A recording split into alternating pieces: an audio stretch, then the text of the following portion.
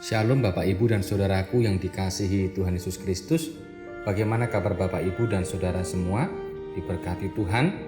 Puji Tuhan, kita tetap disertai oleh Tuhan bagaimanapun keadaan kita, walaupun pada saat pandemi saat ini. Firman Tuhan melandasi kehidupan kita pada hari ini terambil dari Yesaya ke-59 ayat pertama dan ayat yang kedua. Demikian firman-Nya. Sesungguhnya tangan Tuhan tidak kurang panjang untuk menyelamatkan, dan pendengarannya tidak kurang tajam untuk mendengar. Tapi yang merupakan pemisah antara kamu dan Allahmu ialah segala kejahatanmu, dan yang membuat Dia menyembunyikan diri terhadap kamu sehingga Ia tidak mendengar ialah segala dosamu. Saudaraku yang dikasihi Tuhan Yesus Kristus, kehidupan kita seringkali terasa berat. Mungkin kita pernah berpikir, apa masalahnya? Tetapi yang jelas adalah seperti firman Tuhan pada hari ini, dosa adalah penyebab pasti terhalangnya berkat Tuhan dalam hidup kita. Hal lainnya bisa terjadi karena ujian dari Tuhan.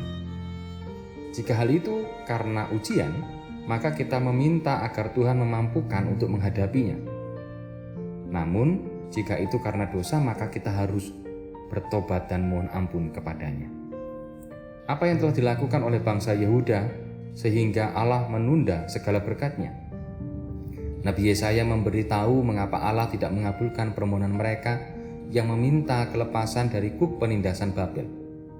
Ayat yang pertama, bahwa bangsa Yehuda telah melakukan banyak dosa yang membuat Allah memalingkan wajah-Nya dari mereka.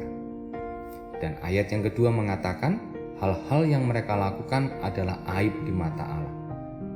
Ayat 3 sampai dengan ayat yang ke-6, kalau kita mau lihat dalam Yesaya 59, bahwa bagaimana mungkin Allah mau mengindahkan mereka karena mereka melakukan kejahatan dan merancang kelaliman, dan mereka tidak mengenal damai. Bangsa Yehuda sangat mengenal siapa Allah dengan segala karya besarnya. Merasa istimewa, mereka terlalu percaya diri dan yakin bahwa Allah pasti membebaskan mereka. Allah tentu bisa mengabulkan doa mereka, namun ada hal yang menjadi penghalang bagi Allah. Penghalang itu adalah segala sikap dan perilaku jahat yang mereka perbuat.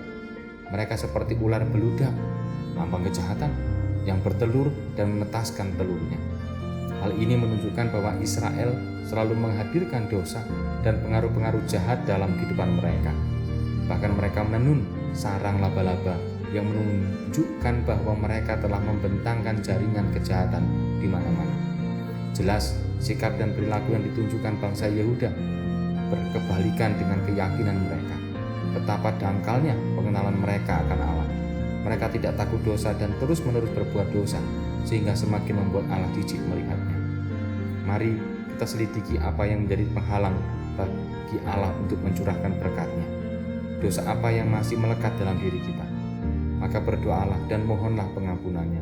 Ingatlah bahwa dosa merupakan penghalang berkat-Nya kepada kita. Mari kita mohon pertolongan Tuhan. Tuhan Yesus, kami mohon ampun ketika kami seringkali tidak hidup sesuai dengan kehendak-Mu, dan hidup kami seringkali berbuat dosa, dan itu menjadi penghalang berkat Tuhan untuk kami. Terima kasih Engkau telah menebus dosa kami. Terima kasih Engkau telah mengasihi kami melalui kayu salib. Engkau mengampuni kami. Itulah iman kami. Di dalam nama Tuhan Yesus kami berdoa. Amin.